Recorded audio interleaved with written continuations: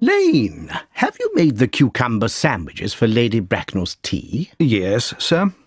Oh, by the way, Lane, I looked at your notebook. I noticed that when Lord Shorman and Mr. Worthing dined with me on Thursday night, 8 bottles of champagne were drunk. Yes, sir. 8 bottles. Why is it that in a bachelor's home the servants always drink the champagne?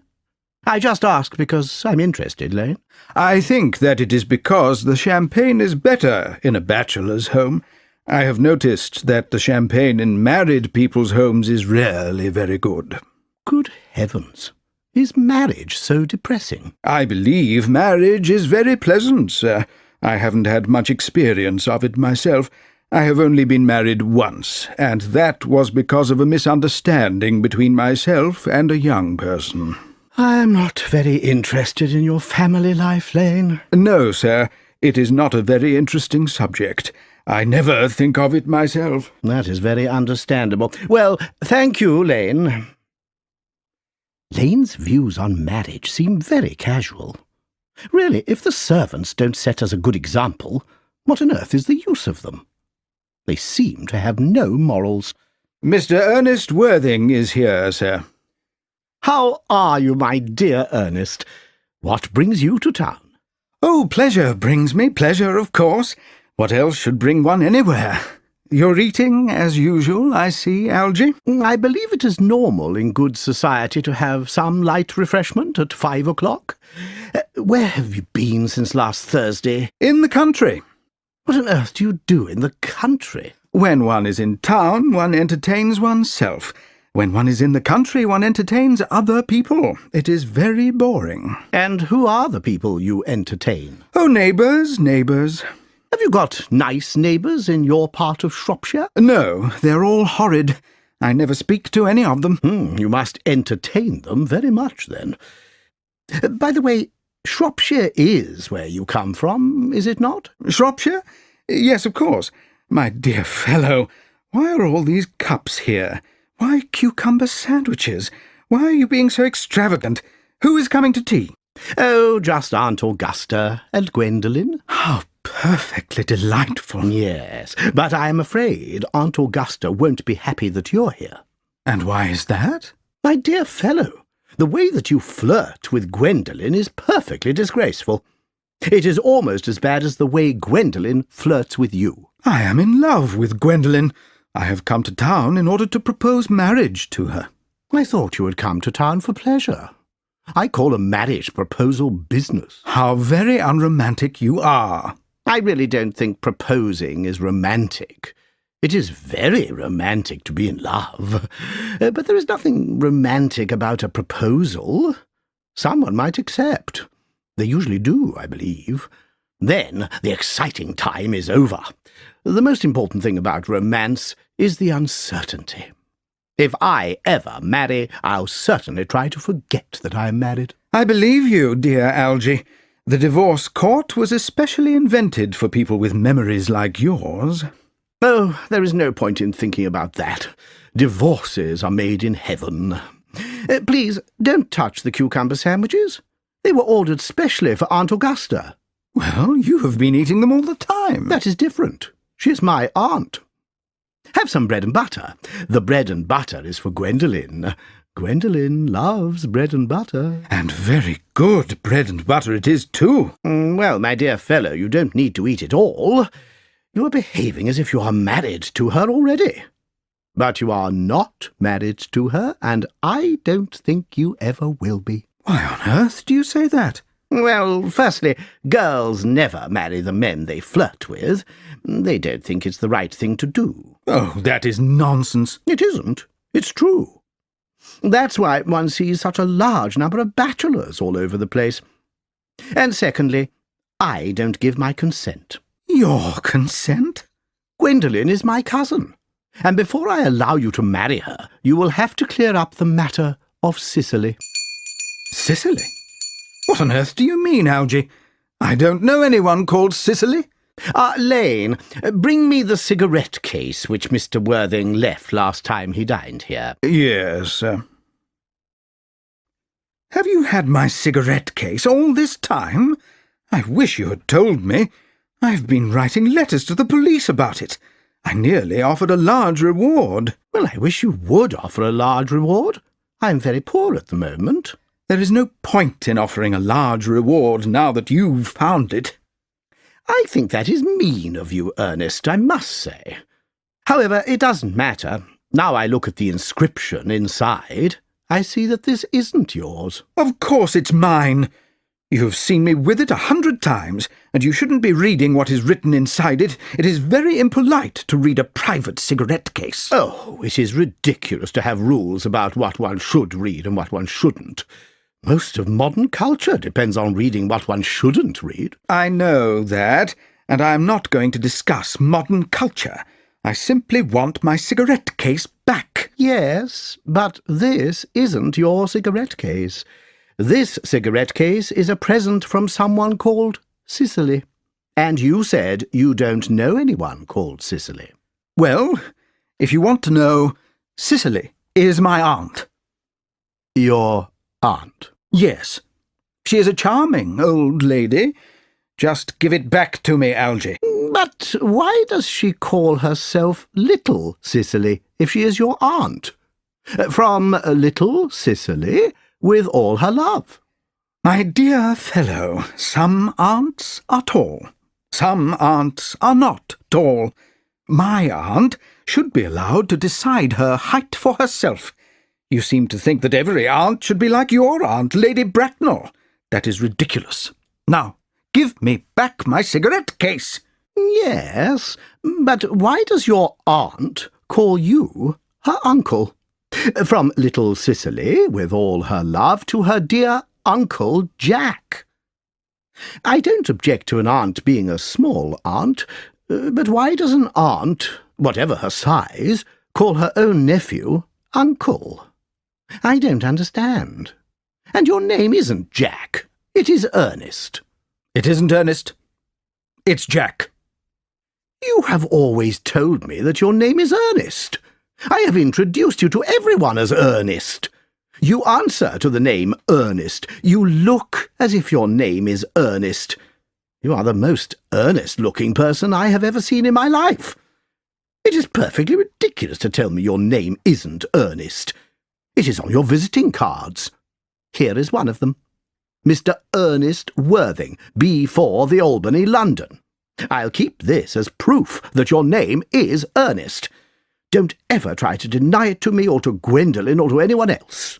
Well, my name is Ernest in town, and Jack in the country, and the cigarette case was given to me in the country.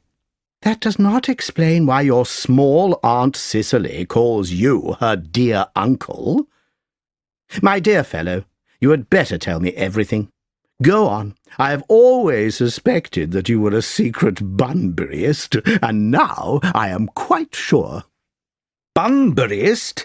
What on earth do you mean by a Bunburyist? I'll tell you the meaning of Bunburyist when you tell me why you are Ernest in town and Jack in the country. Well, give me my cigarette case first. Here it is. Now give me your explanation, and please make it unbelievable. My dear fellow, there is nothing unbelievable about my explanation.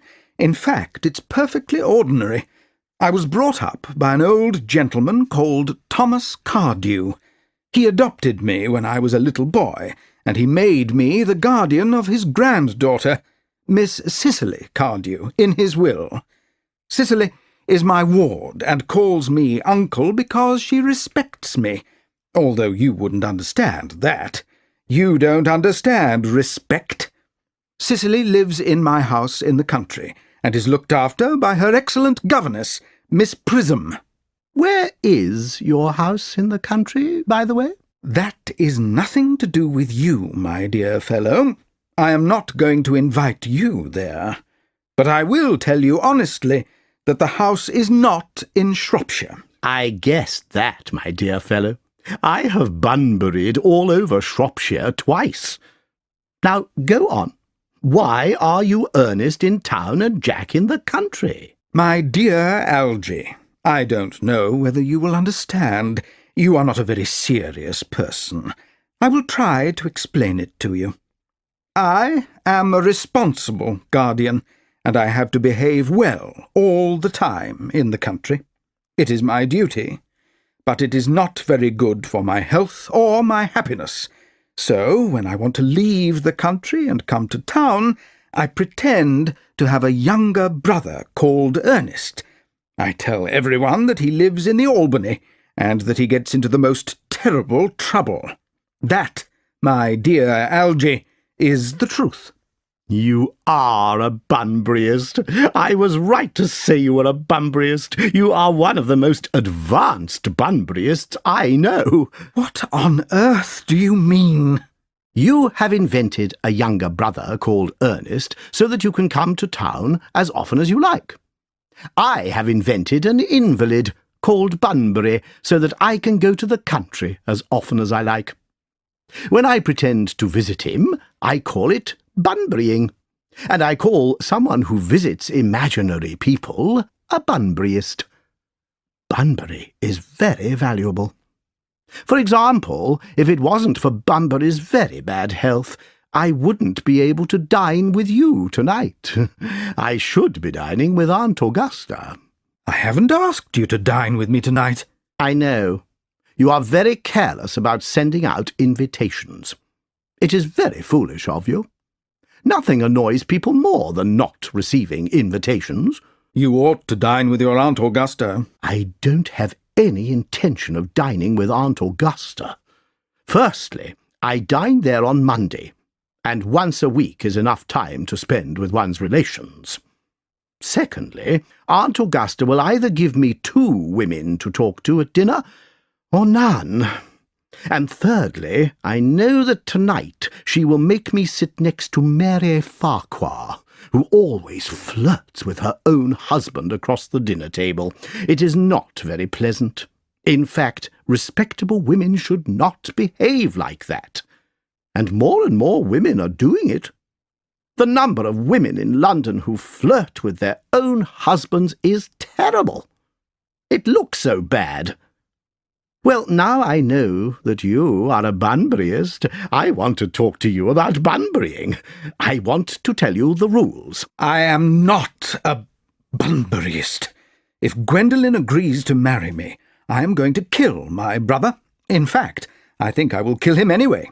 Cicely is a little too interested in him, so I am going to get rid of Ernest, and I think you should kill Mr. your invalid friend with the ridiculous name. Nothing will make me kill Bunbury, and if you ever get married, you will be glad to know Bunbury. A man who marries without knowing Bunbury will have a very boring marriage. That is nonsense. If I marry a charming girl like Gwendolen, I certainly won't want to know Bunbury. Then your wife will want to know him. You don't understand that in married life 3 is company and 2 is none. Don't try to be cynical. It's perfectly easy to be cynical. My dear fellow, it isn't easy to be anything these days. There is so much competition.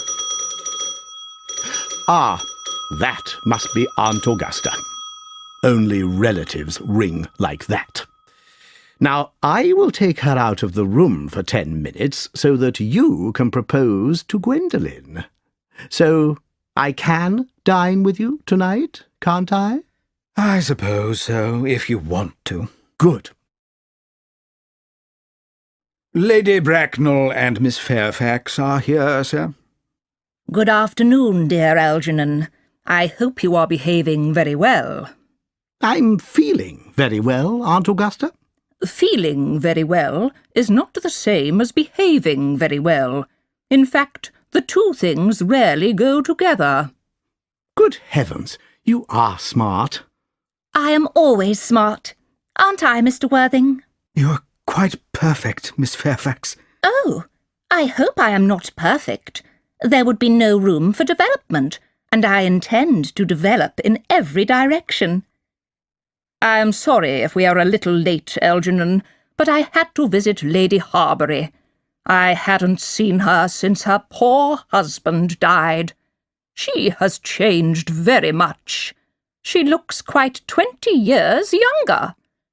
And now I'll have a cup of tea and one of those nice cucumber sandwiches you promised me. Certainly, Aunt Augusta. Will you come and sit here, Gwendolen?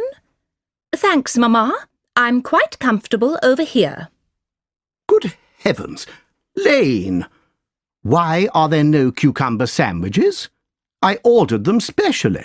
There were no cucumbers in the market this morning, sir. I went there twice. No cucumbers? No, sir. Thank you, Lane. You may go. Thank you, sir. I am very upset that there were no cucumbers, Aunt Augusta. It doesn't matter, Algernon. I had some crumpets with Lady Harbury. I hear that her hair has turned quite blonde from grief. It certainly has changed its colour. I do not know why, of course. Thank you. I've got quite a treat for you at dinner tonight, Algernon. I am going to seat you next to Mary Farquhar. She is such a nice woman, and she is so sweet to her husband. It's delightful to watch them. I am afraid, Aunt Augusta, I cannot dine with you tonight after all. I hope you can, Algernon. There will be 13 people at the dining table if you aren't there. That is unlucky. Your uncle will have to eat upstairs. Fortunately, he often has to do that. It is terribly disappointing to me, but I've had a telegram to say that my poor friend Bunbury is very ill again. They think I should be with him. It is very strange. Mr. Bunbury seems to suffer from very bad health. Yes, indeed. He is a permanent invalid. Well, Algernon, I think it's about time that Mr. Bunbury decides whether he is going to live or die. I don't sympathise with invalids. Illness should not be encouraged in others. One should be healthy. Could you ask Mr. Bunbury not to be ill on Saturday? I am holding a reception, and I want you to organise the music. People talk during performances of music, and I want to encourage them to talk, particularly since it is the end of the London season, and they have nearly run out of things to say. I'll speak to Bunbury, Aunt Augusta, if he is still conscious. I think I can promise you that he will be well by Saturday. Of course, the music is a problem. You see, if one plays good music, people don't listen. And if one plays bad music, people don't talk. But I will show you the programme of music I have chosen, if you will come into the music room for a moment. Thank you, Algernon. It is very thoughtful of you. It's been a charming day, Miss Fairfax. Please don't talk about the weather, Mr. Worthing. When people talk to me about the weather, I always feel quite certain they mean something else, and I get nervous. I do mean something else. I thought so. In fact, I am never wrong. I would like to talk to you about the something else while Lady Bracknell is out of the room. Then talk about it quickly. Mamma often comes back into a room suddenly. Miss Fairfax, ever since I met you, I have admired you more than any girl I have met ever since I met you. Yes, I am quite well aware of that. I was always fascinated by you, even before I met you. We live in an age of ideals. Any expensive monthly magazine will tell you that. And my ideal has always been to love someone called Ernest. When Algernon mentioned he had a friend called Ernest, I knew I would love you. Do you really love me, Gwendolen? Very much. Darling, you don't know how happy you have made me. My own Ernest. But could you love me if my name wasn't Ernest? But your name is Ernest. Yes, I know it is. But what if it was something else?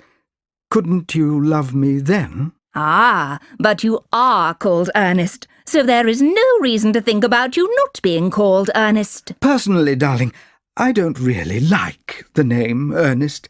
I don't think the name suits me. It suits you perfectly. It is a wonderful name. It is musical. Well, really, Gwendolen, I think there are a lot of nicer names. I think that Jack, for instance, is a charming name. Jack.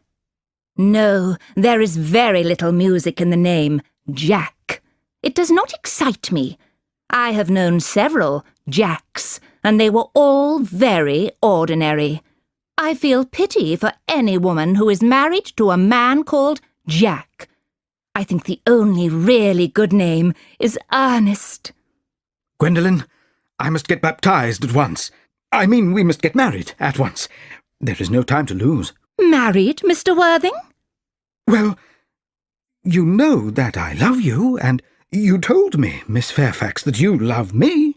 I do love you, but you haven't proposed to me yet. Nothing has been said about marriage. Well, may I propose to you now? I think that this would be an excellent time to propose to me, and I will tell you now that I will accept you so that you aren't worried. Gwendolen! Yes, Mr. Worthing. What are you going to say to me? You know what I am going to say to you. Yes, but you haven't said it. Gwendolen, will you marry me? Yes, of course I will. You have taken a long time to ask. I am afraid you have had very little experience of proposing. My dear, I have never loved anyone in the world but you. Yes, but men often practice proposing. My brother, Gerald, often proposes to people. All my friends tell me. Oh, what wonderful blue eyes you have, Ernest. They are quite blue. I hope you will always look at me like that, especially when there are other people in the room. Mr. Worthing, get up from that position. It is not respectable to behave like that. Mamma! Please go away. Mr. Worthing has not finished yet. Finished what, may I ask? I am engaged to be married to Mr. Worthing, Mamma. Pardon me, you are not engaged to anyone, Gwendolen. When you are engaged to someone, I, or your father, will inform you of the fact. An engagement should come as a surprise to a young girl. A pleasant surprise or an unpleasant surprise. It is not something that she is allowed to arrange for herself. And now, I have a few questions to ask you, Mr. Worthing. While I am asking these questions, you, Gwendolen, will wait for me in the carriage. Mamma! Wait in the carriage, Gwendolen. Gwendolen, I said wait for me in the carriage. Yes, Mamma. You can sit down, Mr. Worthing. Thank you, Lady Bracknell. I prefer to stand. I must tell you that you are not on my list of eligible young men, although I have the same list as the Duchess of Bolton. We work together during the season. However, I am quite ready to add your name to the list if your answers are satisfactory. Do you smoke?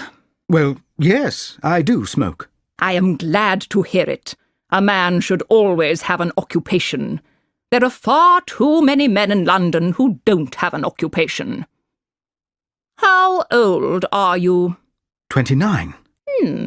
That's a very good age to get married. I have always believed that a man who wants to get married should know everything or nothing. Which do you know? I know nothing, Lady Bracknell. I am pleased to hear it. I approve of ignorance. I don't approve of modern education. Fortunately, in England at least, education has no effect at all. What is your income? It's between £7,000 and £8,000 a year. Do you earn this income from land that you own or from investments? From investments. That is satisfactory. Owning land is neither profitable nor pleasurable. It costs money to look after it when one is alive, and then there are taxes when one is dead. That's all I can say about land. I have a country house with some land, but I don't depend upon it for my income. A country house? How many bedrooms? Well, that doesn't matter. I hope you have a house in town. Gwendolen must have a house in town. Well, I do have a townhouse in Belgrave Square, but it is rented to Lady Bloxham. Lady Bloxham? I don't know her. Oh, she doesn't go out very much. She's very old. She's not necessarily respectable, even if she is old. What number, Belgrave Square? 149.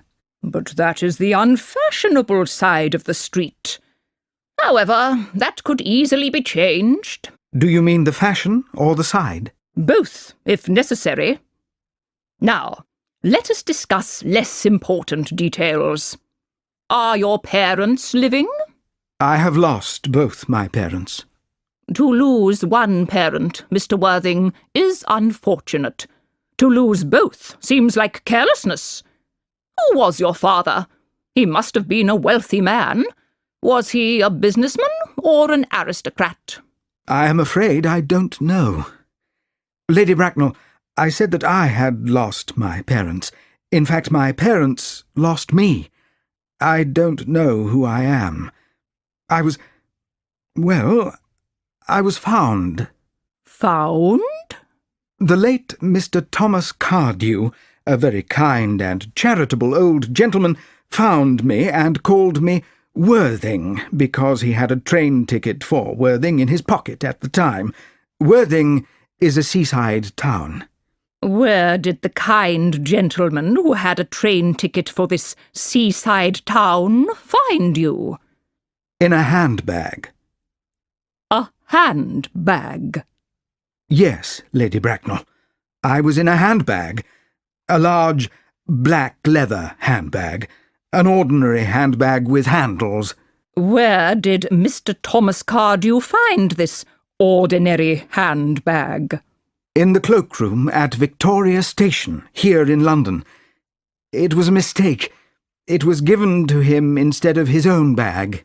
In the cloakroom at Victoria Station? Yes. Mr. Worthing, I am shocked by what you have just told me. I do not think it is right to be born in a handbag, even if it has handles. And I do not think it is right to be found in a handbag, in a cloakroom, at a railway station. It is not the way to become a respectable gentleman with a good position in society. What is your advice, Lady Bracknell? I would, of course, do anything to make Gwendolen happy. My advice to you, Mr. Worthing, is this. Try to find some relations as soon as possible, and try to find at least one parent. Well, I don't see how I could possibly do that. I can show you the handbag. It is in a wardrobe at home. I really think that should satisfy you, Lady Bracknell. Me, sir? It has nothing to do with me. Do you really think that Lord Bracknell would allow our only daughter to marry the son of a cloakroom and form a relationship with a piece of luggage? Goodbye, Mr. Worthing. Goodbye. Bum bum bum bum bum bum bum bum bum bum. Stop singing that awful tune, Algy. Didn't everything work out all right, old fellow? Did Gwendolen refuse to marry you? Oh, Gwendolen was fine. She believes we are engaged. Her mother is awful. I've never met such a monster. Oh, I beg your pardon, Algy. I suppose I shouldn't talk about your own aunt in that way in front of you. My dear fellow, I love hearing people being rude about my relations. Relations are simply a boring group of people who don't know how to live and don't know when to die. Oh, that is nonsense. It isn't. Well, I won't argue about it. You always want to argue about things. Things were made for arguing about. If I believed that, I'd shoot myself. You don't think Gwendolen will become like her mother in 150 years, do you, Algy?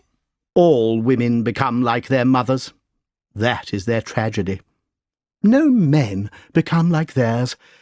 That is their tragedy.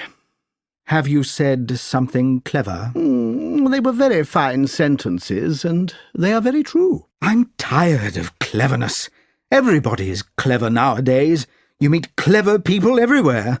I wish that there were a few fools left in the world. There are.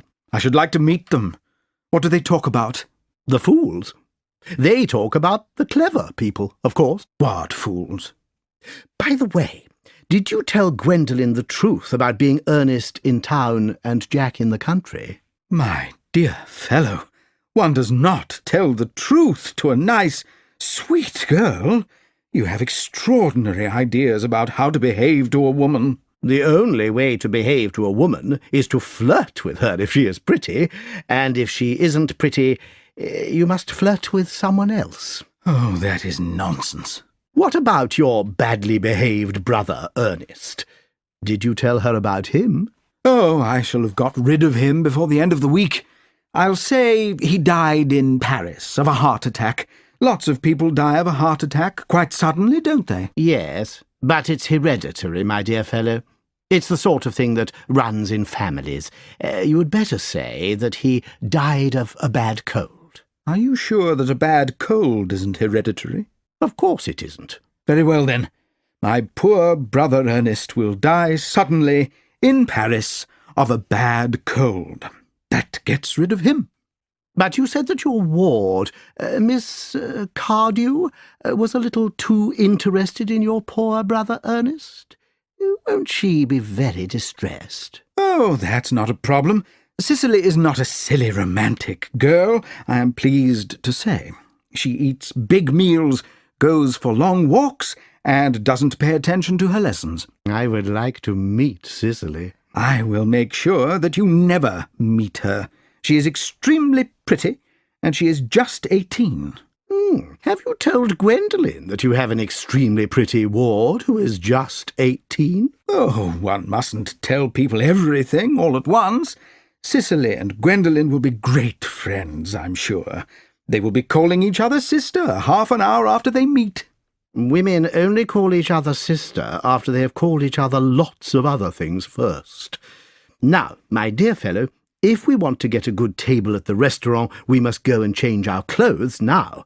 It's nearly 7. I'm hungry. I never knew a time when you weren't hungry. What shall we do after dinner? Go to a theatre? Oh, no. One has to listen at the theatre. I hate listening. Well, let us go to the club. Oh, no. One has to talk at the club. I hate talking. Well, we could go to the Empire Music Hall at 10. The music hall? Oh, no. I hate looking at things. Well, what shall we do? Nothing. Doing nothing is very hard work. However, I don't mind very hard work if there is nothing definite to do. Miss Fairfax has returned, sir.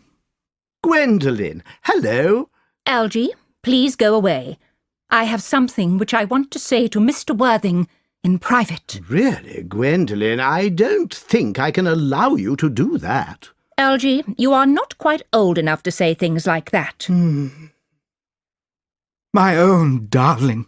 Ernest, we may never be married. I saw the frown on Mamma's face. Few parents these days pay attention to what their children say to them. I was 3 years old the last time I had any influence over my mother. Ernest, she may stop us from getting married. I may get married to someone else. I may get married again and again. But nothing will ever change my love for you. Dear Gwendolen. Mamma told me the romantic story of your birth. She is displeased about it, but I love it. Your name, Ernest, fascinates me. You are so simple and good-natured, and that makes you wonderfully complicated. I've got your town address at the Albany. What is your address in the country? The Manor House, Woolton, Hertfordshire. It may be necessary to do something impetuous. We will have to think carefully about this. I will write to you every day. My own one. How long will you be in town? Till Monday. Good.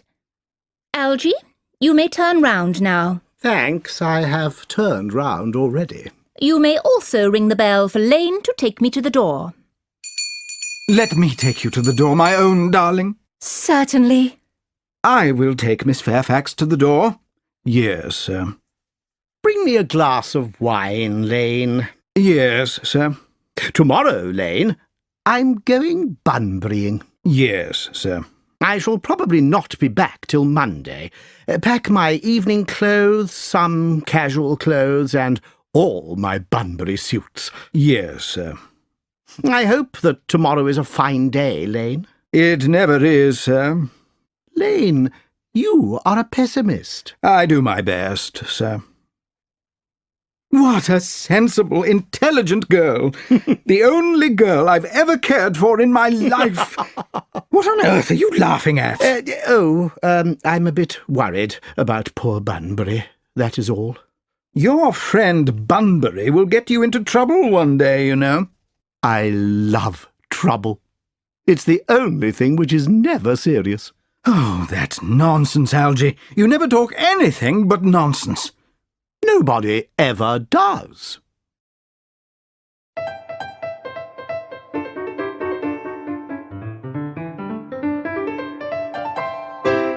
Act 2. Cicely, I think that watering flowers is a servant's occupation rather than yours, especially at a moment when the pleasures of education are waiting for you. Your German grammar book is on the table. Please open it at page 15. We will do yesterday's lesson again. But I don't like German. It isn't a very pretty language. I know that I look quite ugly after my German lesson. Child, your guardian is anxious that you improve yourself in every way. As he was leaving for town yesterday, he reminded me how important your German is. Indeed, he always reminds me how important your German is when he is leaving for town. Dear Uncle Jack is so very serious. Sometimes he's so serious that I think he must be ill. Your guardian's health is excellent, and his seriousness, indeed his earnestness, is very admirable in such a young man. I do not know anyone else who has such a good sense of duty and responsibility. I suppose that is why he often seems a little bored when we three are together. Cicely, I am surprised at you. Mr. Worthing has many troubles in his life. You must remember that he is always worried about that unfortunate young man, his brother, Ernest. I wish Uncle Jack would allow that unfortunate young man, his brother Ernest, to come here sometimes. We might have a good influence on him, Miss Prism. I am sure that you would. You know German and geology and all kinds of things that influence a man very much. I do not think that even I could have a good influence on his character. Mr. Worthing himself says that his brother's character is weak and indecisive. Indeed, I wouldn't want to have a good influence on him. I do not approve of this modern desire to turn bad people into good people at a moment's notice. I think he should suffer because of his misbehaviour. You must put away your diary, Cicely. I really don't understand why you keep a diary at all. I keep a diary in order to write down the wonderful secrets of my life. If I didn't write them down, I should probably forget all about them.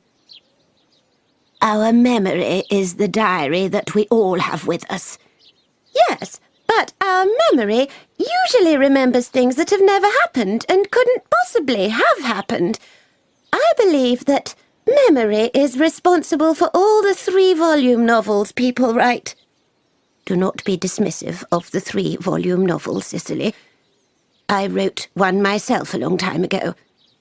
Did you really, Miss Prism? How wonderfully clever you are.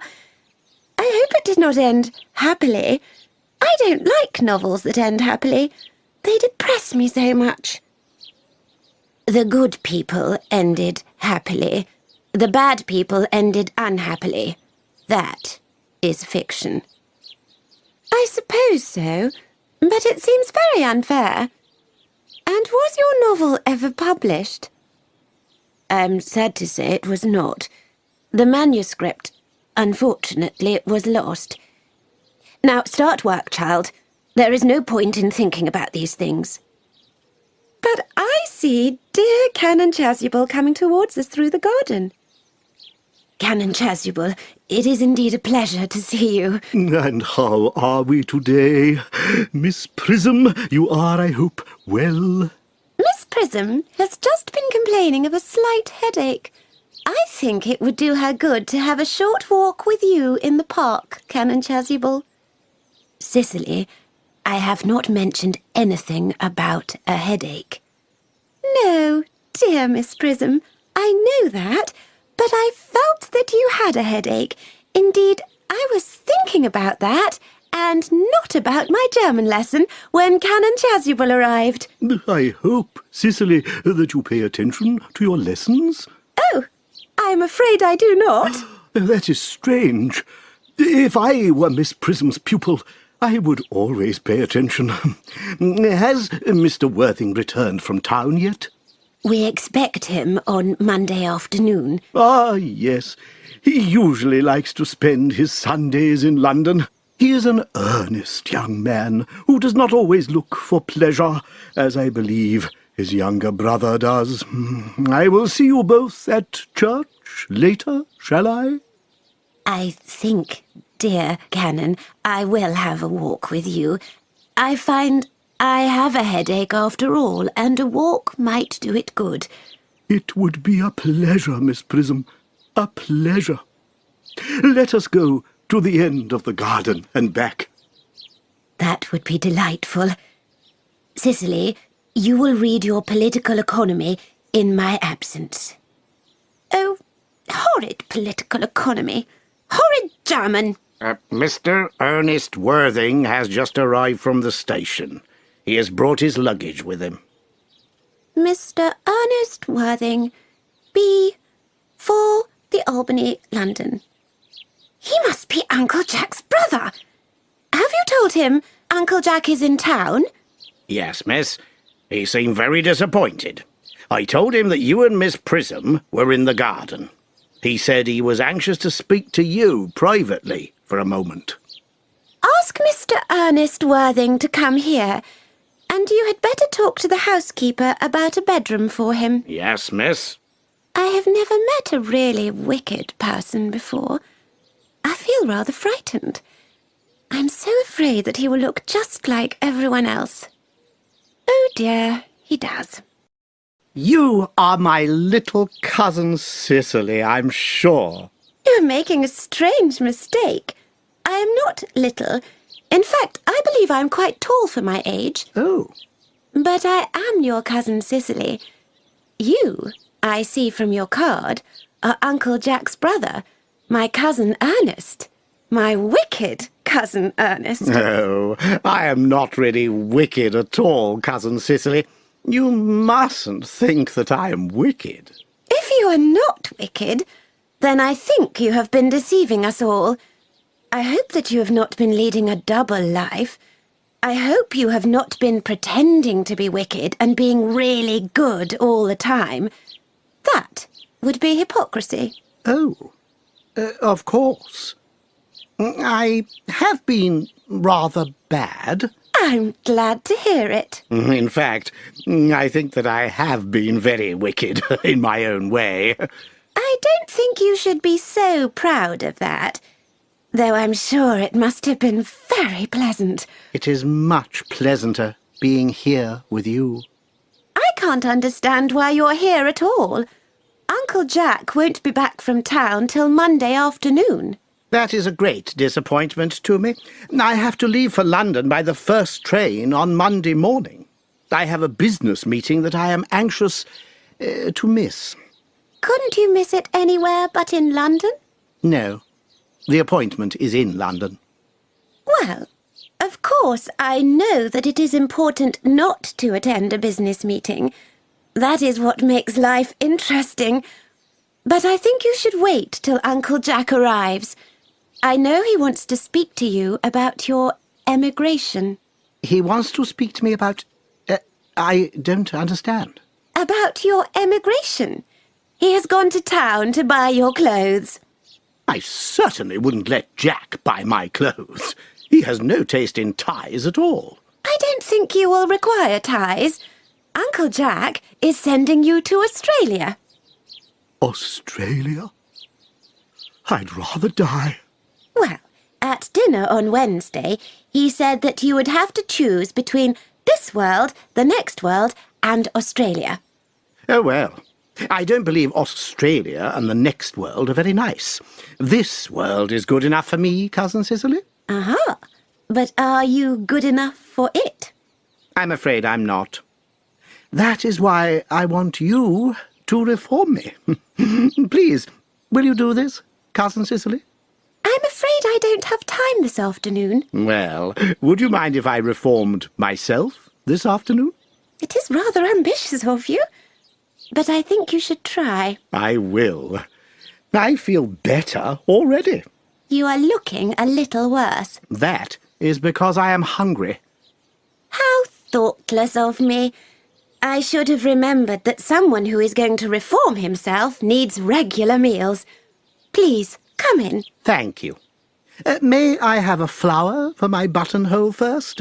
I never have any appetite unless I have a flower for my buttonhole. I'd like a pink rose. Why? Because you are like a pink rose, Cousin Cicely.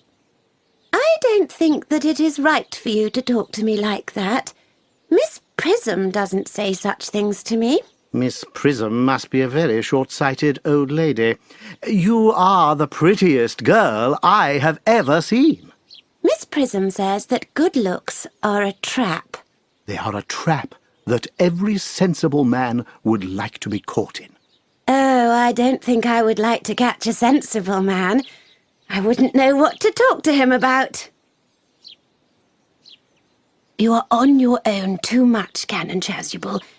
You should get married. The early church was very much against marriage. That is obviously the reason why the early church has not lasted to the present day. And you do not seem to realize, dear sir, that a man who remains single becomes a permanent temptation. But isn't a man equally attractive when he is married? No married man is ever attractive, except to his wife. And often, I've been told, he is not even attractive to her. That depends on the woman. If she is a mature woman, she can be relied upon. You cannot rely upon a young woman. But where is Cicely? Perhaps she followed us. Mr. Worthing? Mr. Worthing! This is a surprise. We did not expect you till Monday afternoon. I have returned sooner than I expected to.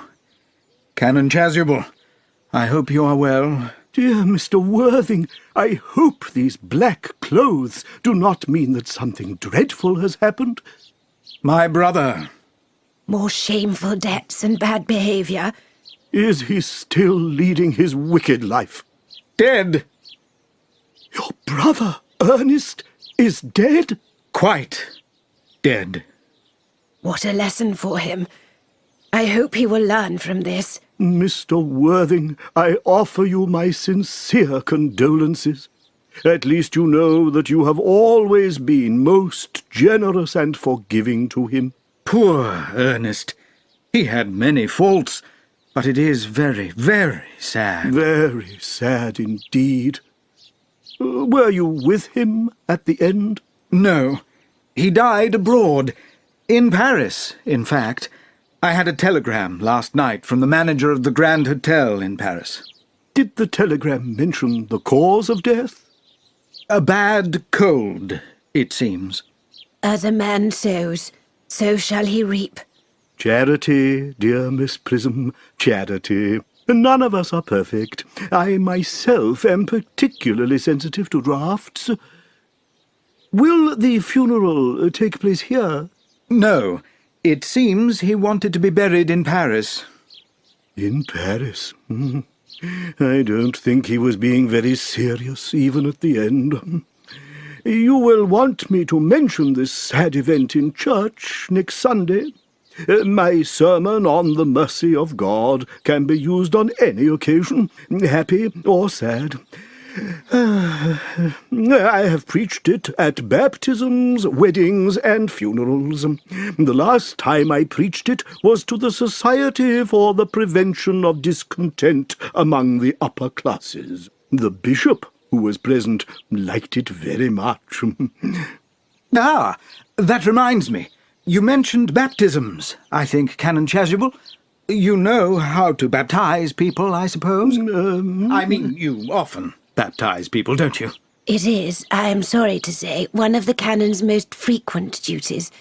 I have often spoken to the poorer classes about it, but they don't take any notice. But is there any particular child in whom you are interested, Mr. Worthing? Your brother was, I believe, unmarried. Oh, yes. People who live just for pleasure are usually unmarried. But it is not for any child, dear Canon. No, the fact is that I would like to be baptized myself this afternoon, if you have nothing better to do. But surely, Mr. Worthing, you have been baptized already. I don't remember anything about it. Of course, I don't know if you think I'm a little too old now. Not at all. At what time would you like the ceremony performed? Oh, I'll come about 5 o'clock, if that would suit you. Perfectly, perfectly. In fact, I have 2 similar ceremonies to perform at that time. Twins, who are born in one of the cottages on your estate. Oh, I don't think it would be much fun to be baptized along with other babies. It would be childish. Would 5:30 be all right? Of course, of course. And now, dear Mr. Worthing, I will not stay any longer in this house of grief. I ask you not to grieve too much. Bitter trials are often blessings in disguise. This seems to me to be an extremely obvious blessing. Uncle Jack! Oh, I am pleased to see you! But what horrible clothes you are wearing! Please go and change them. Cicely. My child, my child! What is the matter, Uncle Jack? Please look happy. You look as if you have toothache. And I have got such a surprise for you. Who do you think is in the dining room? Your brother! Who? Your brother, Ernest. He arrived about half an hour ago. What nonsense! I haven't got a brother. Oh, don't say that. He is still your brother, even though he has behaved badly in the past. You mustn't be so heartless. I'll tell him to come out. And you will shake hands with him, won't you, Uncle Jack? This is very happy news. Since we were just getting used to his departure, his sudden return seems very distressing. My brother is in the dining room? I don't know what it means. I think it is perfectly ridiculous.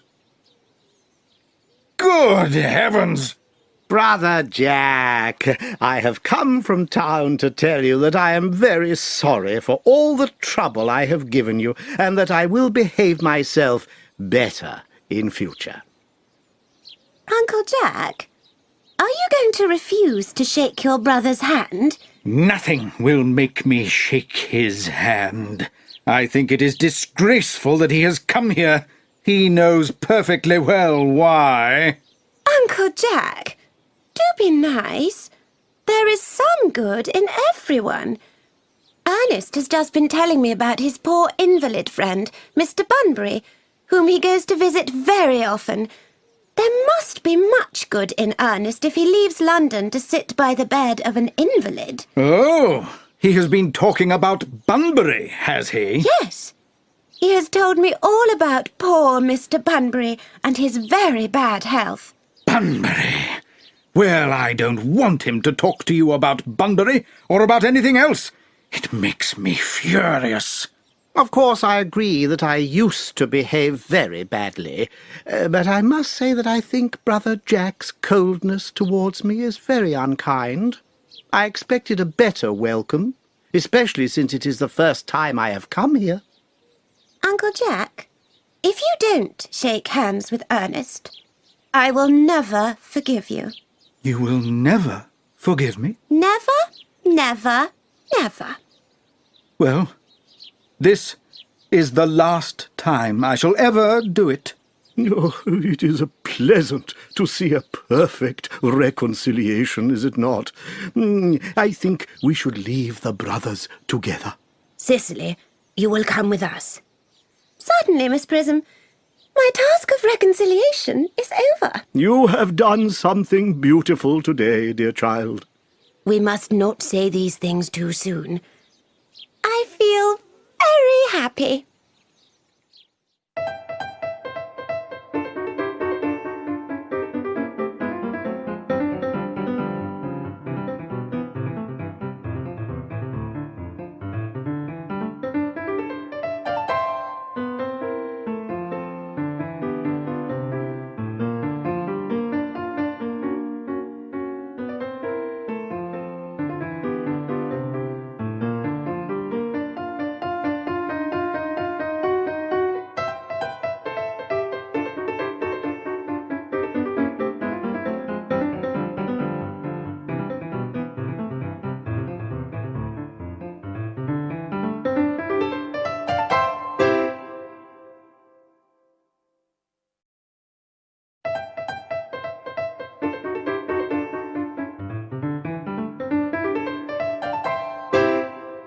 Act 2. You young scoundrel, Algy. You must get out of this place as soon as possible. I don't allow any Bunburying here. I have put Mr. Ernest's things in the room next to yours, sir. What? Mr. Ernest's luggage, sir. I have unpacked it and put it in the room next to your own. His luggage? Yes, sir. 3 large suitcases, a small suitcase, 2 hat boxes, and a large picnic basket. I'm afraid I can only stay for a week this time. Merriman, order the carriage at once. Mr. Ernest has suddenly been called back to town. Yes, sir. What a liar you are, Jack. I have not been called back to town at all. Yes, you have. I haven't heard anyone call me. Your duty as a gentleman calls you back. My duty as a gentleman has never interfered with my pleasure at all. Yes, I quite understand that. Well, Cicely is a darling. You are not to talk on Miss Cardew like that. I don't like it. Well, I don't like your clothes. You look perfectly ridiculous in them. Why don't you go upstairs and change? It is perfectly childish to be wearing black clothes for a man who is going to stay in your house for a whole week as a guest. You are certainly not staying with me for a whole week.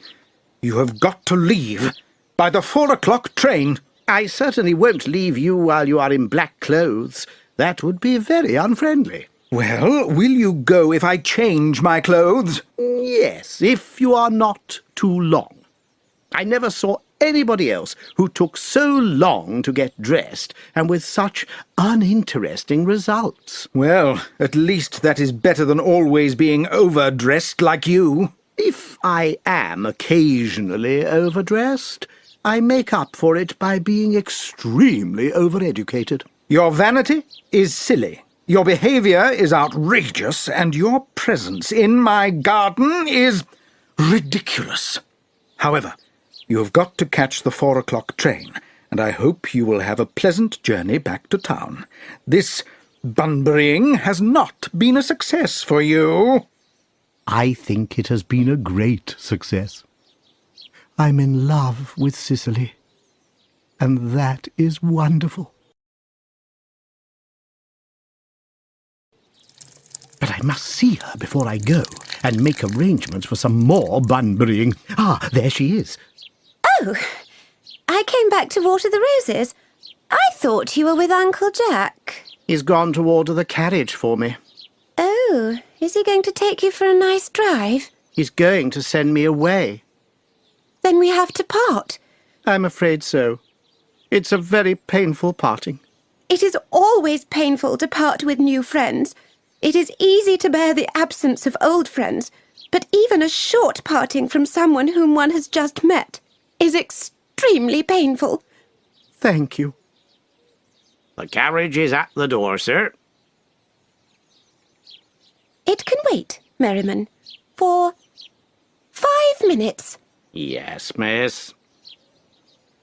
I hope, Cicely, I shall not offend you if I tell you that you seem to me to be perfect in every way.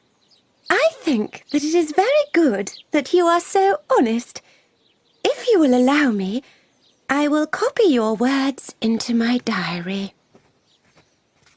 Do you really keep a diary? I'd love to look at it. May I look at it? Oh, no. You see, it is just a young girl's record of her thoughts and impressions. And of course, it is going to be published. When it appears in the form of a book, I hope you will buy a copy. But please don't stop, Ernest. I enjoy writing things down from dictation. I have got to perfect in every way. You can go on. I am quite ready to write down more. Oh, don't cough, Ernest. When one is dictating, one should speak clearly and not cough. Besides, I can't spell a cough. Cicely, ever since I first looked at your wonderful beauty, I have loved you wildly, passionately, devotedly, hopelessly. I don't think you should tell me you love me wildly, passionately, devotedly, hopelessly. Hopelessly doesn't make much sense, does it? Cicely, The carriage is waiting at the door, sir. tell it to come to the door next week at the same time. Yes, sir. Uncle Jack would be very annoyed if he knew you were staying till next week at the same time. Oh, I don't care about Jack. I don't care about anybody in the whole world except you. I love you, Cicely. You will marry me, won't you? You silly boy, of course. We have been engaged for the last 3 months. For the last 3 months? Yes, it will have been 3 months on Thursday. But how did we become engaged? Well, ever since Uncle Jack told us he had a very wicked younger brother, you, of course, have been the main topic of conversation between myself and Miss Prism. And a man who is talked about all the time is very attractive. And I fell in love with you, which is probably a bit silly of me. Darling. And when did we become engaged? On the 14th of February. I was unhappy that you didn't know I existed, so I made up my mind to decide the matter one way or the other.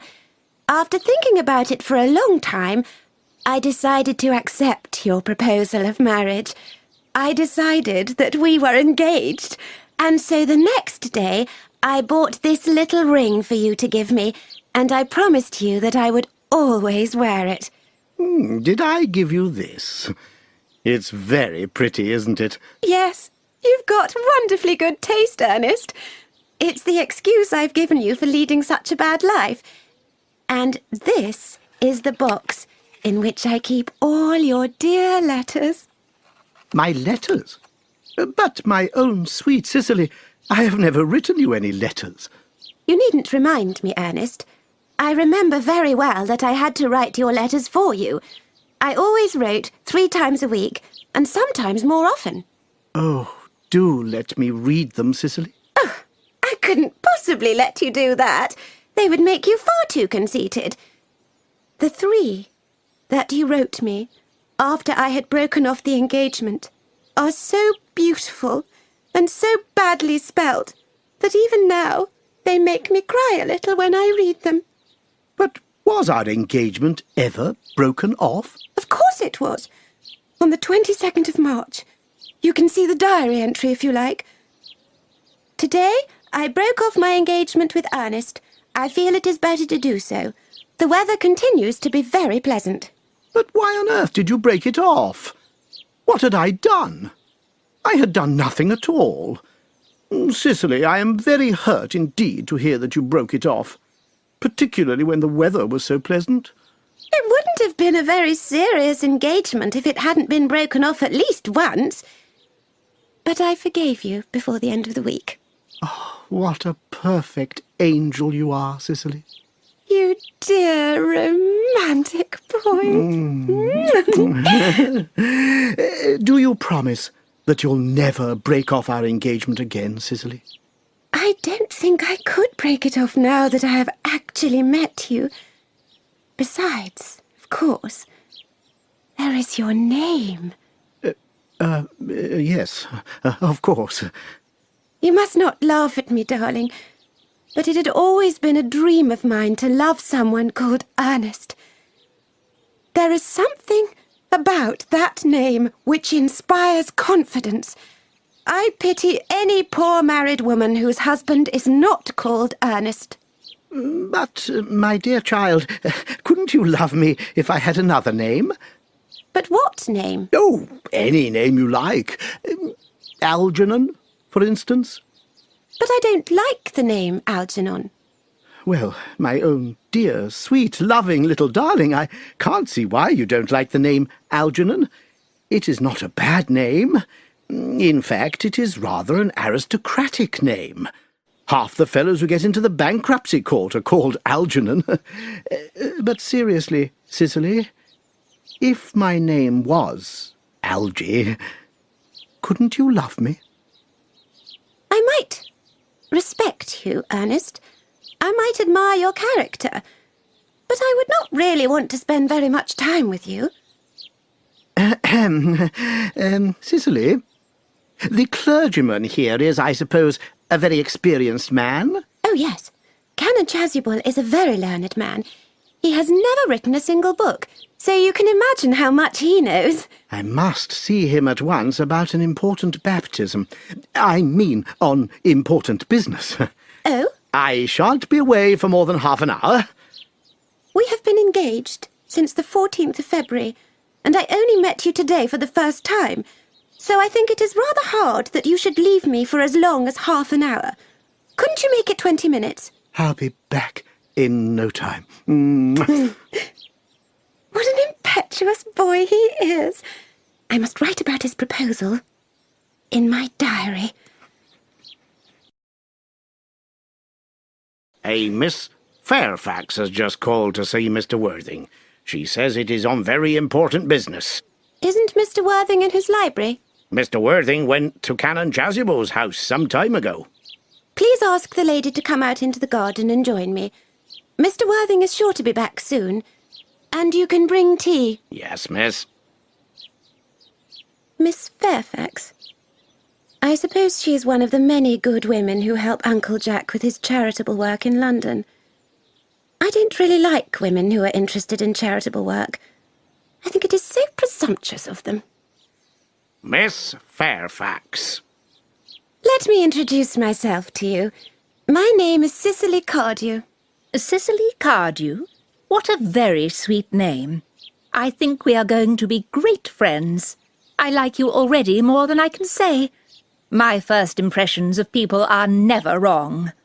How nice of you to like me so much when we have known each other for such a short time. Please, sit down. I may call you Cicely, may I not? Of course, with pleasure. And you will always call me Gwendolen, won't you? If you wish. Then that is all quite settled, is it not? I hope so. Perhaps this is a good opportunity to tell you who I am. My father is Lord Bracknell. You have never heard of Papa, I suppose? I don't think so. Outside the family circle, Papa, I am glad to say, is completely unknown. I think that is quite right. The home seems to me to be the proper place for a man. Certainly, once a man begins to neglect his duties at home, it makes him very attractive. Cicely, Mamma, whose views on education are very strict, has brought me up to be extremely short-sighted. It is part of her system. So do you mind me looking at you through my glasses? Oh, not at all, Gwendolen. I like being looked at. You are here on a short visit, I suppose? Oh, no, I live here. Really? Your mother, or an elderly female relation, lives here also? No, I have no mother, nor, in fact, any relations. Indeed. My dear guardian, with the help of Miss Prism, has the difficult task of looking after me. Your guardian? Yes, I am Mr. Worthing's ward. Oh, it is strange that he never mentioned to me that he had a ward. How secretive of him. He is becoming more interesting every hour. However, I am not sure that I am delighted by this news. I have liked you ever since I met you, Cicely. But now that I know you are Mr. Worthing's ward, I must say that I wish you were, well, a bit older than you seem to be, and not quite so pretty. In fact, if I may speak candidly— Please do. I think that when one has anything unpleasant to say, one should always be quite candid. Well, to be quite candid, Cicely, I wish that you were at least 42 years old and extremely plain. Ernest has an honourable, truthful nature. He would never be deceitful. But the most honourable men can be influenced by the beauty of others. Modern history, and indeed ancient history, give us many painful examples of what I refer to. Indeed, history would be quite unreadable if it were not so. I beg your pardon, Gwendolen. Did you say Ernest? Yes. Oh, but it is not Mr. Ernest Worthing who is my guardian. It is his brother, his elder brother. Ernest never mentioned to me that he had a brother. I am sorry to say that they have not got on well with each other for a long time. Ah, I see. And now I think about it, I have never heard any man mention his brother. Most men don't seem to like the subject. Cicely, you have lifted a weight from my mind. I was becoming almost anxious. It would have been awful if any cloud had come across such a special friendship, would it not? Are you quite sure that it is not Mr. Ernest Worthing who is your guardian? Quite sure. In fact, I am going to be his guardian. I beg your pardon? Dearest Gwendolen, there is no reason why I should keep it a secret from you. It will be in the local newspaper next week. Mr. Ernest Worthing and I are engaged to be married. My darling Cicely, I think that there must be some small mistake. Mr. Ernest Worthing is engaged to me. The announcement will appear in the newspapers on Saturday at the latest. I am afraid that you are mistaken. Ernest proposed to me exactly 10 minutes ago. It is very strange, because he asked me to be his wife yesterday afternoon at 5:30. Please check for yourself. I never travel without my diary. One should always have something exciting to read on the train. I am so sorry, dear Cicely, if it is any disappointment to you, but I am afraid that I was his first choice. It would make me very sad, dear Gwendolen, to cause you any pain, but I feel I must point out that since Ernest proposed to you, he has clearly changed his mind. If the poor fellow has been trapped into making a foolish promise, it is my duty to rescue him at once, and firmly. If my dear boy has got into an unfortunate entanglement, I will never reproach him for it when we are married. Are you calling me an entanglement, Miss Cardew? You are presumptuous. On an occasion of this kind, it becomes more than a duty to speak one's mind. It becomes a pleasure. Do you suggest, Miss Fairfax, that I trapped Ernest into an engagement? How dare you? This is no time to pretend to have good manners. When I see a spade, I call it a spade. I am glad to say that I have never seen a spade. It is obvious we do not live in the same social circle. Shall I set the table for afternoon tea here as usual, miss? Yes, as usual. Are there many interesting walks near here, Miss Cardew? Oh, yes, a great many. From the top of one of the hills, one can see 5 counties. 5 counties? I don't think I should like that. I hate crowds. I suppose that is why you live in town. This is quite a well-kept garden, Miss Cardew. I'm glad you like it, Miss Fairfax. I had no idea there were any flowers in the country. Oh, flowers are as common here, Miss Fairfax, as people are in London. Personally, I cannot imagine how anyone manages to live in the country. If anybody who is anybody does, the country always bores me to death. Would you like some tea, Miss Fairfax? Yes, thank you. Hateful girl, but I want some tea. Sugar? No, thank you. Sugar is not fashionable anymore. Cake or bread and butter? Bread and butter, please. Cake is not seen in the best houses nowadays. Give that to Miss Fairfax. You have filled my tea with lumps of sugar, and though I asked for bread and butter, you have given me cake.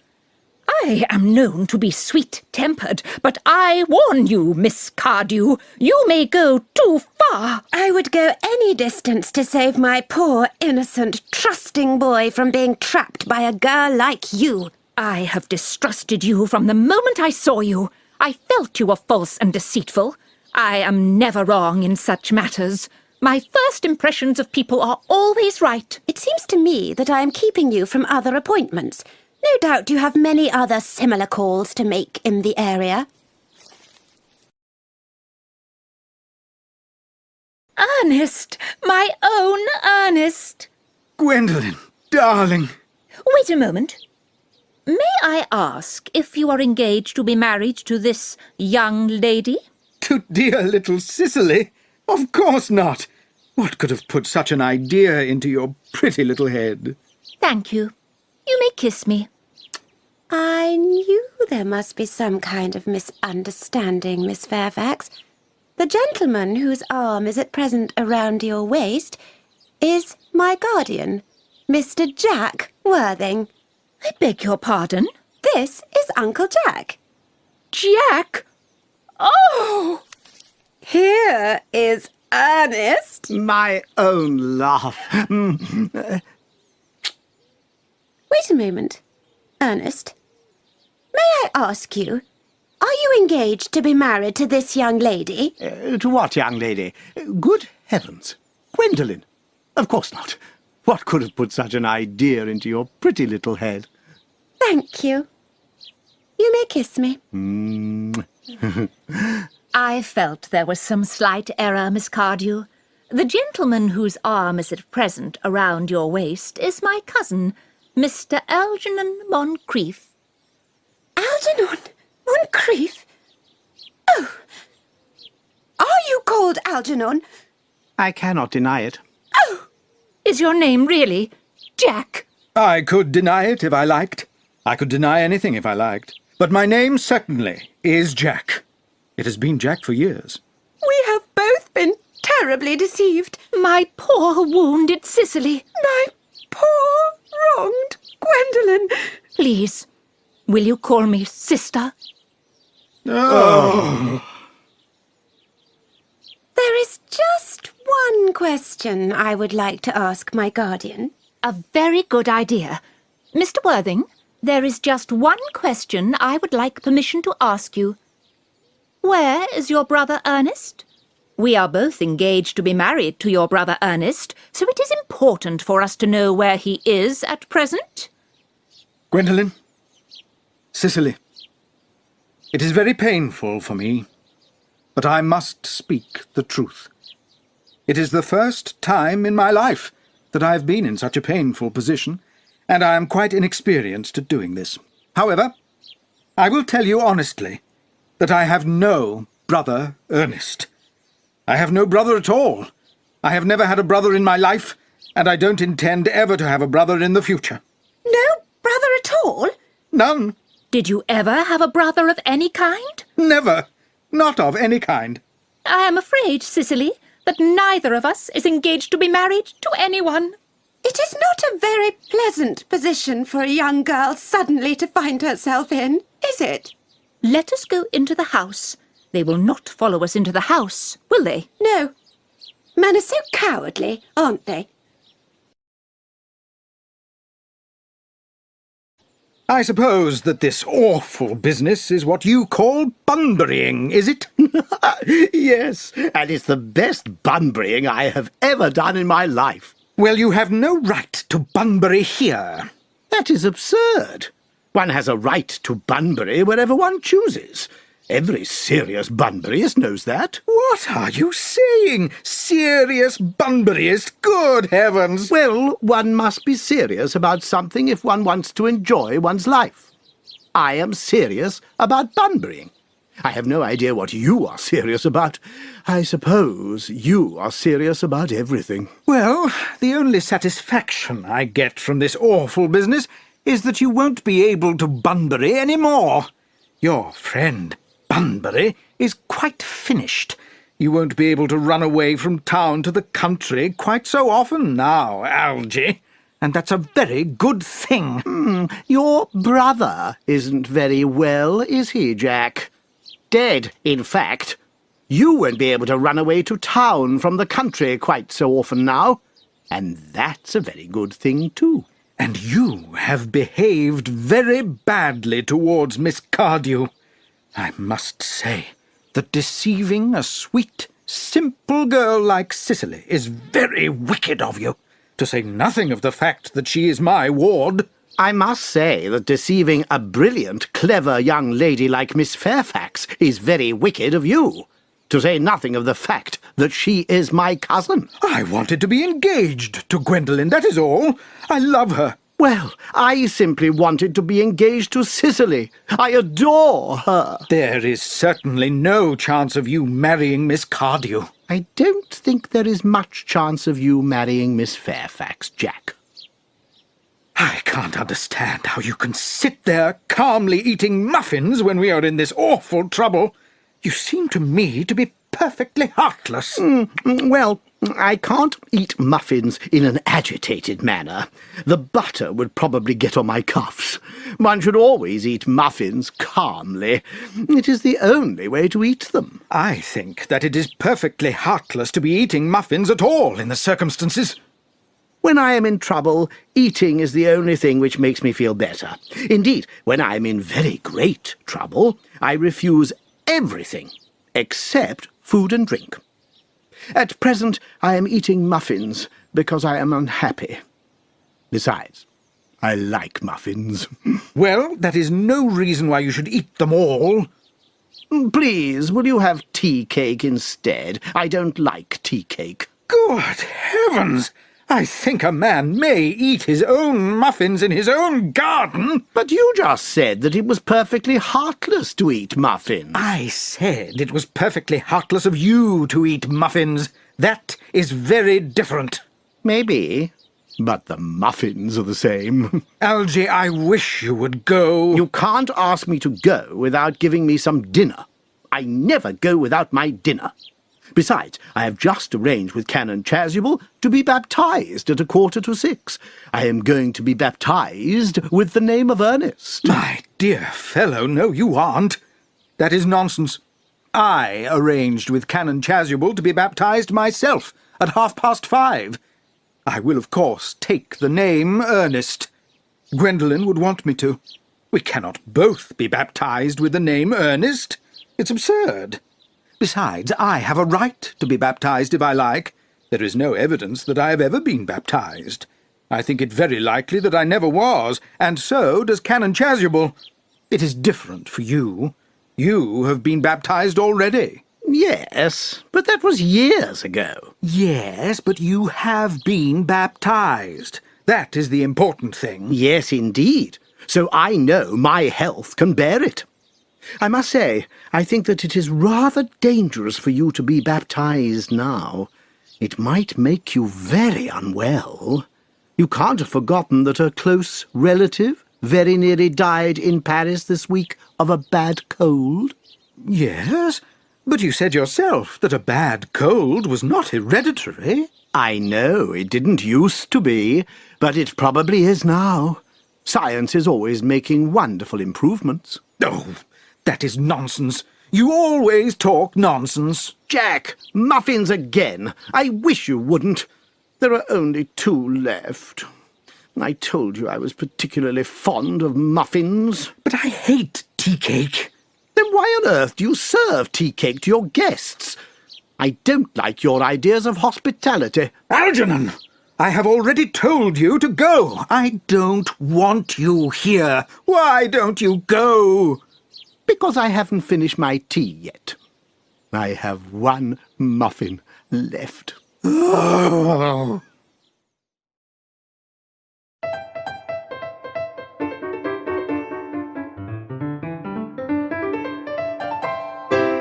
Act 3. They have not followed us into the house, as anyone else would have done. They must be ashamed. They have been eating muffins. That looks like repentance to me. They don't seem to notice us at all. Couldn't you cough? But I haven't got a cough. They're looking at us.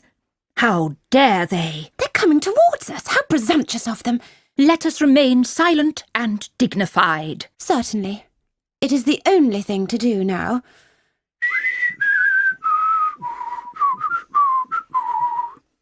This dignified silence is rather unpleasant. Yes, I agree. It is. But we will not be the first to speak. Certainly not. Mr. Worthing, I have something to ask you. Your reply is extremely important. Gwendolen, I value your common sense. Mr. Moncrief, I would be grateful if you would answer the following question. Why did you pretend to be my guardian's brother? In order that I might have the opportunity of meeting you. That seems a satisfactory explanation, does it not? Yes, dear, if you can believe him. I don't believe him. But it is a wonderful answer. That is true. If you were talking about something very serious, the style of what you say is much more important than the sincerity. Mr. Worthing, why did you pretend to have a brother? Was it in order that you could come to town as often as possible to see me? Can you doubt that, Miss Fairfax? I have very strong doubts, but I intend to ignore them. Their explanations appear to be quite satisfactory, especially Mr. Worthing's. His answer seems to me to be particularly truthful. I am very happy with what Mr. Moncrief said. The sound of his voice alone makes me feel certain that I should believe him. Then do you think we should forgive them? Yes. I mean, no. I agree. I had forgotten something. We have ideals which we must not ignore. Which of us should tell them? The task is not a pleasant one. Could we not both speak to them at the same time? That is an excellent idea. I nearly always speak at the same time as other people. Are you ready? Certainly. Your first names are a problem that cannot be solved. That is all. Our first names? Is that all? But we are going to be baptized later this afternoon.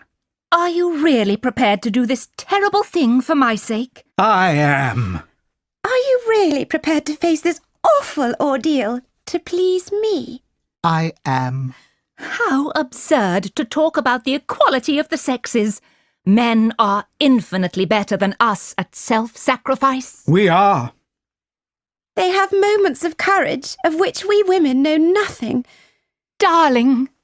Darling! Lady Bracknell is here. Good heavens! Gwendolen, what does this mean? It means that I am engaged to be married to Mr. Worthing, Mamma. Come here. Sit down. Sit down immediately. I learnt of Gwendolen's sudden departure from her trusted maid, who gave me the information after I had given her a small coin. I followed her at once on the next train.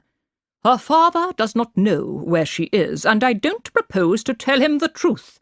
In fact, I never tell him the truth about anything. I would consider it wrong to do so. You must understand that all communication between you and my daughter must stop immediately. On this point, as indeed on all points, I am firm. I am engaged to be married to Gwendolen, Lady Bracknell. You are not, sir. And now, Algernon. Yes, Aunt Augusta? Is this the house in which your invalid friend, Mr. Bunbury, lives? No. Bunbury doesn't live here. Bunbury is somewhere else at present. In fact, Bunbury is dead. Dead? When did Mr. Bunbury die? His death must have been extremely sudden. Oh, I killed Bunbury this afternoon. Poor Bunbury died this afternoon. What did he die of? Bunbury? Oh, he was quite exploded. Exploded? Was he the victim of a terrorist plot? I was not aware that Mr. Bunbury was interested in politics. If so, he deserved his punishment. My dear Aunt Augusta, I mean that he was found out.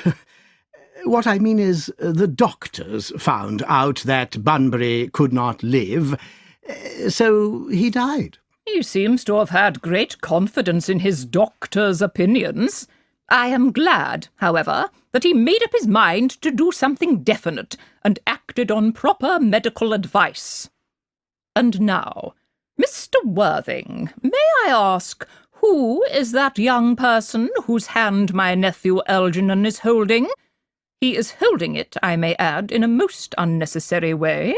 The lady is Miss Cicely Cardew, my ward.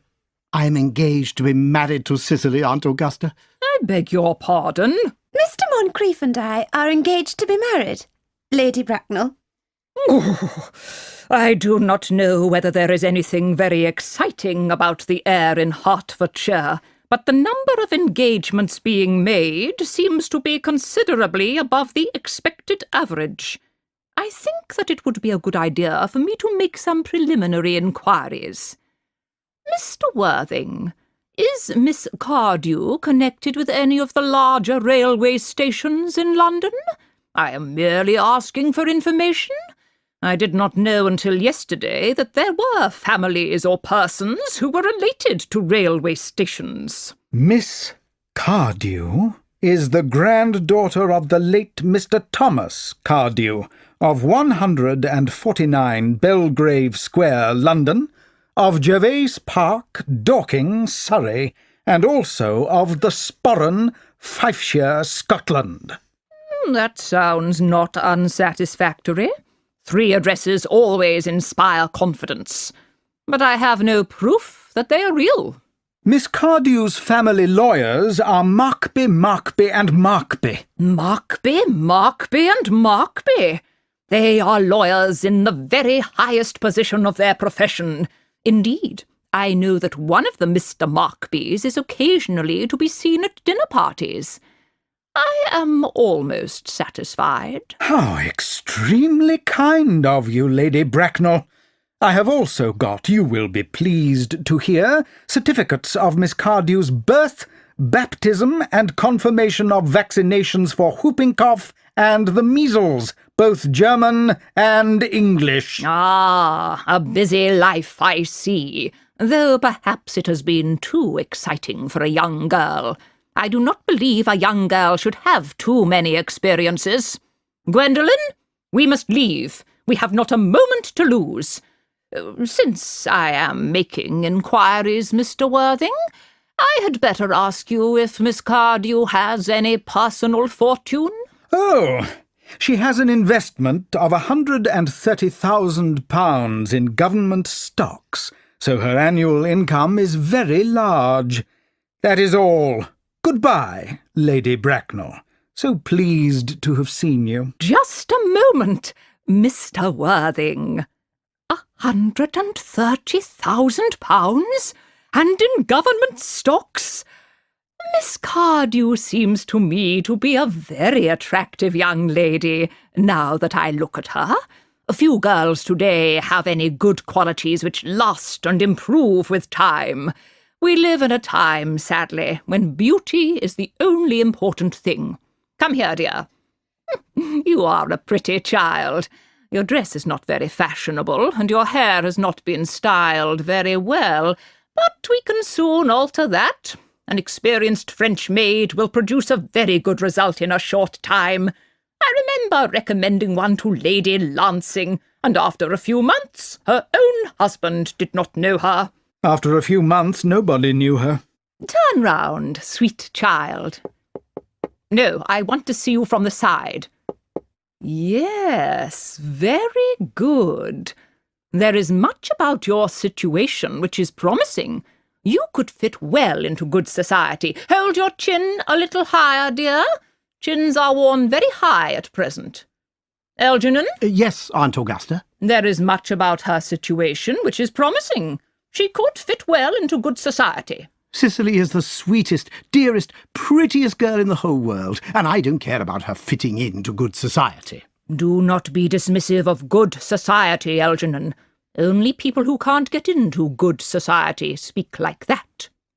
Dear child, of course Algernon has no money. He has nothing but his debts to bring to a marriage. But I do not approve of marrying for money. When I married Lord Bracknell, I had no fortune at all, but I didn't allow that to stand in my way. Well, I suppose I must give my consent to this marriage. Thank you, Aunt Augusta. Cicely, you may kiss me. Thank you, Lady Bracknell. You may also call me Aunt Augusta in future. Thank you, Aunt Augusta. The marriage ought to take place quite soon. Thank you, Aunt Augusta. Thank you, Aunt Augusta. I do not approve of long engagements. They give people a chance to find out about each other's character before marriage, which I think is never advisable. I beg your pardon, Lady Bracknell, but their engagement is not acceptable. I am Miss Cardew's guardian, and she cannot marry without my consent until she comes of age. I will not give my consent. Why, may I ask? Algernon is an extremely eligible young man. He has nothing, but he looks as if he has everything. What more can one want? I am very sorry to have to say this to you, Lady Bracknell, but the fact is that I do not approve of his character. I suspect that he is devious. Oh. Devious? My nephew Algernon? Impossible! He was educated at Oxford University. There can be no doubt about it.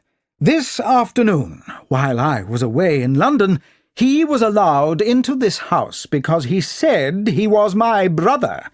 While pretending to be my brother, he drank, I am informed by my servant, a complete bottle of very good quality champagne which I was keeping especially for myself. He also succeeded in turning my ward against me. He then stayed to tea and ate every muffin we had. He behaved completely heartlessly. And what is worse, he knew that I don't have a brother, that I have never had a brother, and that I don't intend to ever have a brother of any kind. He knew because I told him so myself yesterday afternoon. Mr. Worthing, after thinking about this carefully, I have decided to forget about the way my nephew behaved towards you. That is very good of you, Lady Bracknell. I have decided, however, not to change my mind. I will not give my consent. Come here, sweet child. How old are you, my dear? Well, I am really only 18, but I always say I am 20 when I go to parties. You are perfectly right to make a small alteration. Indeed, no woman should ever be quite accurate about her age. It looks so devious. Well, it will not be very long before you come of age, so I don't think your guardian's consent is very important. Excuse me for interrupting you again, Lady Bracknell. I must tell you that according to her grandfather's will, Miss Cardew does not come of age until she is 35. That does not seem to me to be a problem. 35 is a very attractive age. London society is full of women who have, by their own free choice, remained 35 for years. Lady Dumbleton is an example. She has been 35 ever since she reached the age of 40, which was many years ago. Our dear Cicely will be even more attractive at the age of 35 than she is at present. She will have even more money then than she has now. Algy, could you wait for me till I was 35? Of course I could, Cicely. You know I could. Yes, I believe that you could. But I couldn't wait all that time. I hate waiting even 5 minutes for anybody. It always makes me rather cross. I'm not punctual myself, but I do like other people to be punctual. Waiting, even to be married, is quite out of the question. Then what are we going to do, Cicely? I don't know, Mr. Moncrief. My dear Mr. Worthing, Miss Cardew states that she cannot wait till she is 35, a remark that tells me she has a rather impatient nature. However, I beg of you to think again about your decision. My dear Lady Bracknell, the decision is entirely in your own hands. When you consent to my marriage with Gwendolen, I will gladly consent to your nephew's marriage with my ward. You must know that your marriage with my daughter is not possible. Then none of us can look forward to ever getting married. I cannot agree to Gwendolen never getting married. Algernon, of course, may choose for himself. Come, dear, we have already missed 5, if not 6 trains. Everything is quite ready for the baptisms. For baptisms? Is it not a little early for baptisms? First marriage, then children, then baptisms. Both these gentlemen have said they wish to be baptized immediately. Baptized? At their age? The idea is ridiculous and quite irreligious. Algernon, I forbid you to be baptized. My husband, Lord Bracknell, would be very displeased to hear that you were wasting your time and money like this. Do I understand you correctly? Is neither of you gentlemen to be baptized? I don't think that baptism would be much use to either of us at the moment, Canon Chasuble. I am very sorry to hear you say so, Mr. Worthing. That sounds like the view of an irreligious man. I have written 4 unpublished sermons on this subject. However, since you have decided to ignore religion, for now, I will return to the church, where Miss Prism has been waiting for me for an hour and a half. Miss Prism? Did I hear you say Miss Prism? Yes, Lady Bracknell. I am going to the church to join her now. Oh, please, wait a moment, Canon Chasuble. This is something which may be important to Lord Bracknell and myself. Is this Miss Prism a rather ugly female who is remotely connected with education? She is a very respectable lady. It must be the same person. May I ask what position she has in your household? I am celibate, madam. Lady Bracknell, Miss Prism has been Miss Cardew's valued governess and companion for the last 3 years. I must see her at once. Let her be sent for. She's approaching. She's nearly here. I was told you were coming to the church, dear Canon. I have been waiting there for an hour and 3/4. Prism! Come here, Prism! Prism! Where is that baby? Prism, 28 years ago, you left Lord Bracknell's house, number 104, Upper Grosvenor Square, London, in charge of a pram containing a baby boy. You never returned. A few weeks later, after a police investigation, the pram was discovered at midnight in a remote part of the city. It contained the manuscript of a very bad 3-volume novel. But the baby was not there. Prism, where is that baby? Lady Bracknell, I am ashamed to say I don't know. I wish I did. These are the facts. On the morning of that day, a day I will remember forever, I prepared, as usual, to take the baby out in the pram. I had with me a large, old handbag in which I had intended to put the manuscript of a 3-volume novel that I had written. In a moment of forgetfulness, for which I can never forgive myself, I put the manuscript in the pram and the baby in the handbag. But where did you put the handbag? Do not ask me, Mr. Worthing. Miss Prism, this is very important to me. I must know where you put the handbag which contained the baby. I left it in the cloakroom of one of the larger railway stations in London. Which railway station?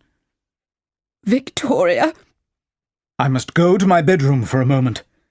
Gwendolen, wait for me here. If you are not too long, I will wait for you all my life. What do you think this means, Lady Bracknell? I dare not guess, Canon Chasuble. You must know that strange coincidences are not supposed to happen in families with a high position in society like ours. They are not appropriate.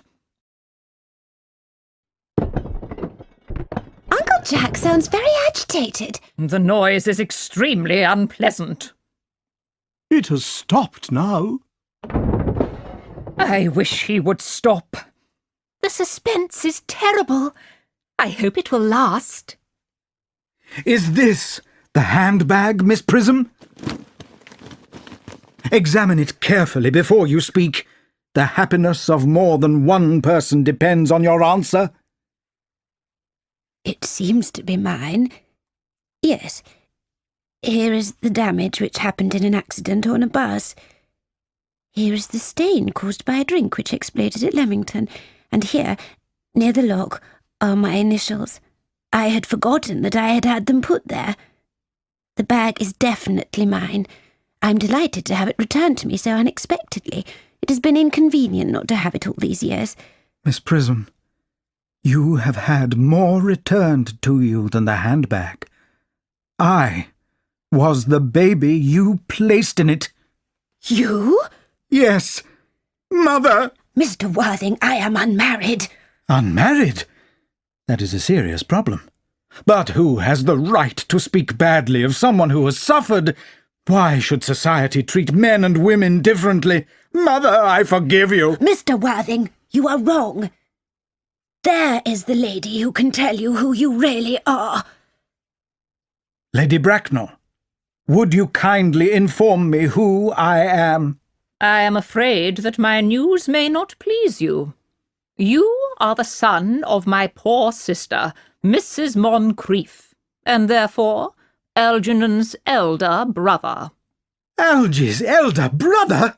Then I have a brother after all. I knew I had a brother. I always said I had a brother. Cicely, how could you ever have doubted that I had a brother? Canon Chasuble, here is my unfortunate brother. Miss Prism, my unfortunate brother. Gwendolen, my unfortunate brother. Algy, you will have to treat me with more respect in the future. You have never behaved to me like a younger brother should. Well, I haven't done until today. I did my best, though. My own... But my own what? What is your name, now that you are not Jack Worthing? Good heavens! I had forgotten about my name. I suppose that you won't change your mind about your favourite name? Never. Then the question must be cleared up at once. Aunt Augusta, had I been baptized? Your loving parents had done everything for you, including baptism. Then I was baptized. That is clear. Now what name was I given? Let me know the worst. You were the elder son, so you were given your father's name. Yes, but what was my father's name?